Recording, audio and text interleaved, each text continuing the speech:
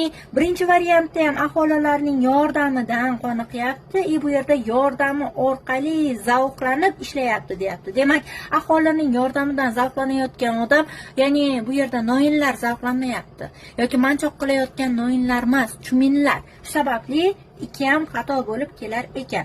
Uchinchisi, demak bu yerda aynan aholi haqida Anzonal vihe xavfsizligi uchun, xavfsizlik degan gap to'g'ri keladimi?